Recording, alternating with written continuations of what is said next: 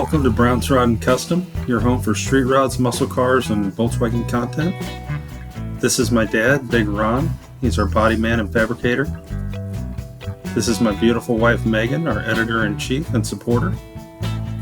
And this is me, Adam, the designer and mechanic for our projects. If you find our videos helpful, like and subscribe for more content. Hey everybody, welcome back to Brown's Rod and Custom. Happy Sunday. Happy Sunday. We are 3 days to Louisville Street Rod Nationals. Pretty much 2 days at this point. It's nighttime, but we're in a good spot. A lot of things happened today in a very positive light, which really made this possible to bring this car to Louisville. Because I couldn't bring it if I couldn't, get it to run or stop or do all this kind of things. So let me show you what we got. Hold on. Okay, so first thing that happened today, we'll just kind of run down the list. All the glass and the hard top is in. Okay, all of that's good. We are winning. Hard top's done. Okay, now the next thing that happened, we jacked up the car, jacked up the front of the car, pulled the wheels off, and the passenger front wheel lug nuts, we went ahead and ground down. Big Ron ground those down, fixed that problem, so we no longer have that weird rubbing noise as we drive, so that's huge. I went ahead and did the toe in and got it to where it drives roughly straight. It's way better than it was. I got the steering arms tightened down again, which is much harder to do under the car than with the gas tank out. But we did it, so it drives a lot better. So that's huge. Okay, so it rides good, as good as the thing can ride. It steers good. It shifts good. No issues with any of that. Brakes are a little better. Ron adjusted the front pads, front shoes, I should say, on the drums, and that helped a little bit. I think tomorrow we're going to do the rears, get those dialed in, and get the mirrors installed on here. I also have the rear view mirror. I just got to clean it up, and we'll get that installed. Here's the mirrors. They're all painted and ready to go on, so that should look incredible. So they're drying. Tomorrow we'll put them on. They're going to go on the doors, I believe, right about here, somewhere in here. We'll figure out where we can actually see and where they're functional, because driving this with no mirrors is not fun when you're trying to back it up. I've learned I've learned that that's terrible. So after all of that happened,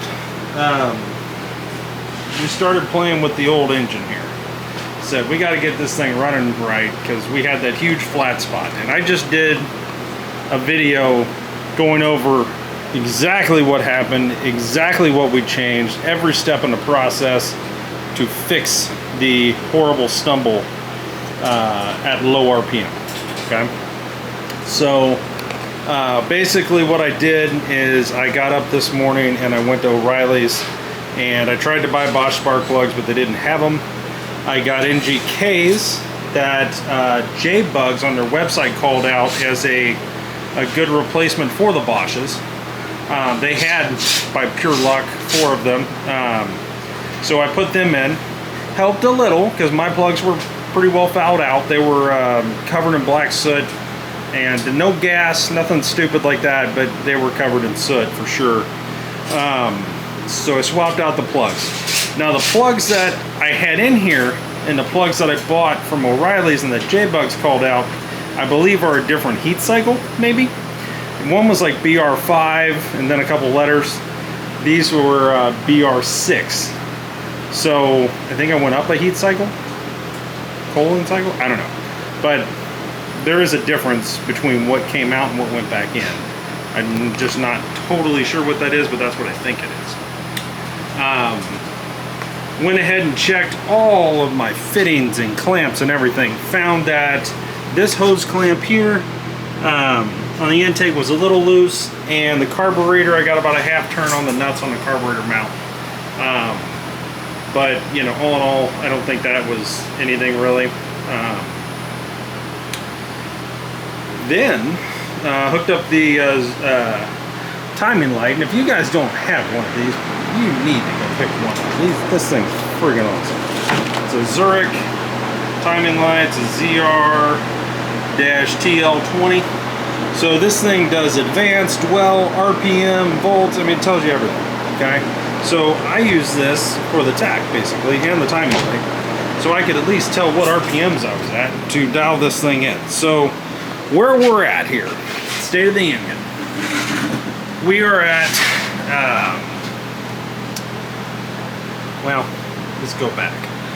I tried timing it, everything seemed right. I adjusted the accelerator pump linkage to give it more squirt. You know, no matter what I did, I still had that stumble. So, and basically what I mean is it idles perfect. But as soon as you take and touch this and do that right there, that little move, okay, this car will just die. It'll try to die, and then you gotta kind of, you know, and get it going. All right. So, what I did a little thinking, and I remembered that when I bought this J-Bugs 34 pick carburetor, it came with 2 new jets, a new main jet and a new, I believe, idle jet. So I thought, okay, maybe I'm just not getting enough fuel. That's what it seems like. Either I'm flooding it out, or I don't have any fuel and it's just falling on its face and starving for fuel. So what I did is I went and watched some videos on where the hell the jets actually are in this thing, because I had no idea, and how to replace them. And then I did it. I pulled this carburetor off. Well, this carburetor, it's an air cleaner. Pulled the carburetor off and swapped out the jets, put the carb back on, tightened everything down, fired it up. Instantly could tell a difference. Okay, ran. It sounded different. Like it had power. It was smoother. But it was running like shit. It was missing, puffing black smoke, and that was my mistake. So basically what I had done, I got in a hurry and my air fuel mixture screw was closed, was all the way tight. So, and this, my idle screw was basically closed.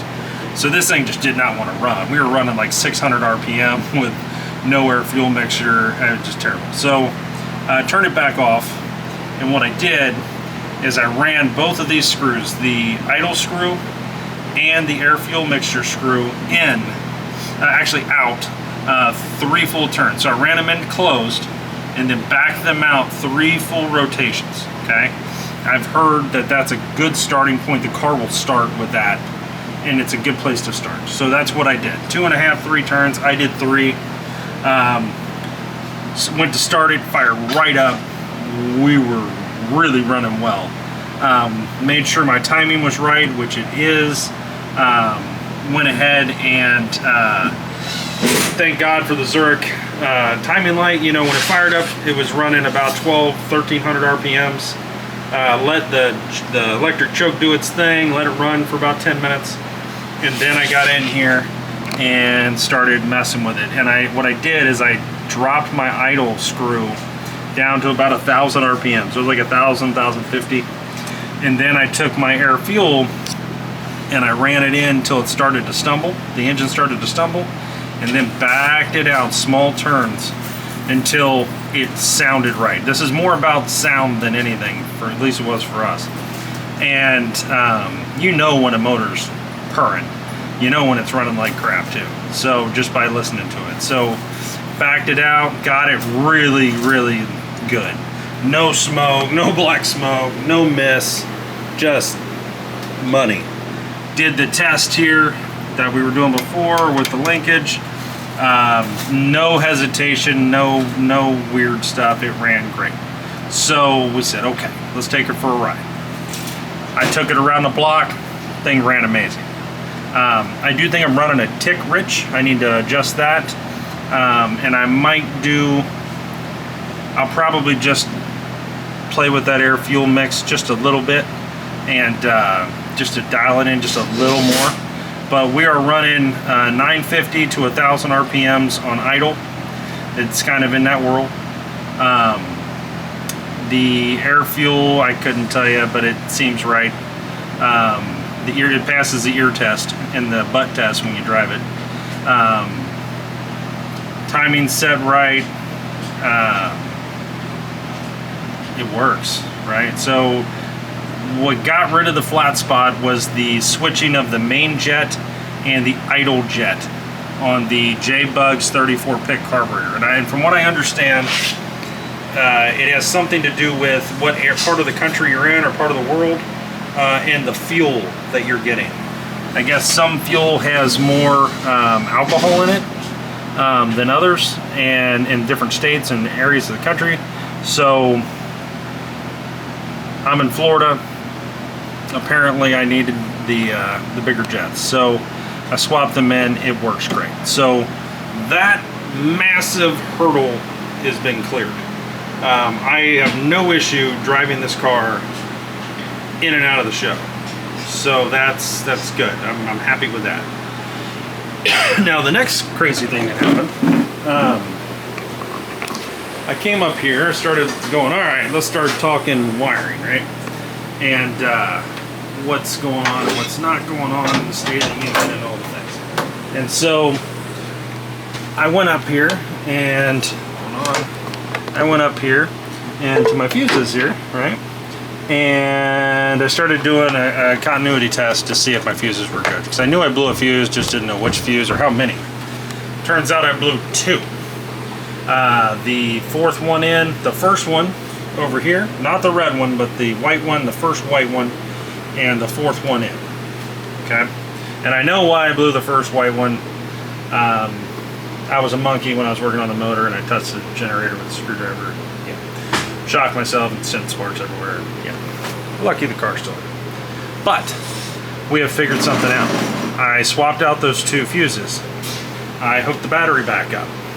Got in here, turned on the ignition, did not start the car, but turned on the ignition, turned on the headlight switch, and I heard pop. And I went, what the fuck? So I went back, did my test again with my meter, found that the fourth one over, which is controlling it's the yellow wire going over to the relay, over there, the headlight dimmer relay. And the other two wires coming off of that on the other side of the fuse panel is the yellow wires going to the headlights in the front. So the yellow goes to the left, yellow and black goes to the right. I believe it's the yellow and black going to the right. I have the headlight works on the driver's side. Ron's up there trying to put the other one on right now. So, but I believe that maybe my issue is somewhere between that headlight dimmer switch relay, which I just replaced, and that black and yellow wire going to that headlight on the passenger side. And if you remember me telling you guys, might have been last night or the night before, most of my problems, ooh, look at there. Most of my problems came from when we started messing with this side. This is when everything started going weird. The back was perfect. Everything was working. This was working great. It was here that everything went to hell. So we might be onto something else. So tomorrow I'm going to really dig into that black and yellow wire going to here and see what the hell's going on, and see if we can't not blow fuses and actually see what's working and not working. So that's what we got there. Ron's hooking headlight ring on right now. He's been messing with his headlight. This is another story of, factory versus aftermarket. This was the factory headlight bucket, okay? The headlight ring went on perfect, no issues. That one, and Eddie, if you're watching this, these are your headlight assemblies that you gave me. We're using them, buddy, they're on the thing.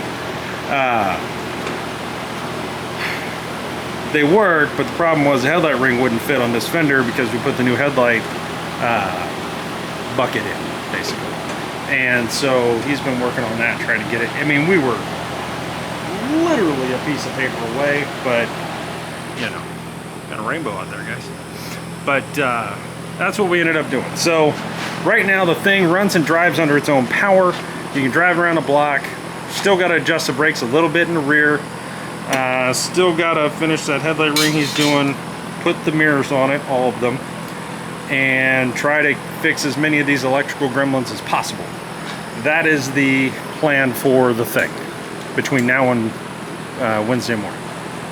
Tomorrow, Project Big Red kicks off here in full effect. So what's going to happen tomorrow, because this will make sense to a lot of you, the thing, clearly we're not going to drive it from Florida to Louisville, Kentucky. So I need this truck. And for those of you that don't know, Big Red has a crack in the frame, okay, from towing my fifth wheel. And the guy that had it, my dad had it, bought it new, and then he sold it, and then he bought it back. That's a weird story. But that guy left it sitting in some tall grass, and it had a mouse nest in it, and it blocked the hole for the drainage on that part of the frame, and it rotted there. So yeah, anyway, that's why we have a big brand new frame on the side of the house. But as you can tell, that requires taking this truck off of this frame and taking that engine out and all the suspension and blah blah blah, and putting it on the new frame, and that's a project for another day. What we need to do is basically repair the crack the best we can, and then we're going to plate it, okay? And I'm going to show you here. You might be able to see it, you might not. Hold on, let me grab a light.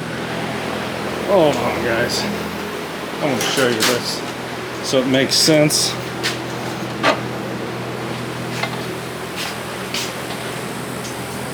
Let's go lay on the ground. So, Big Red.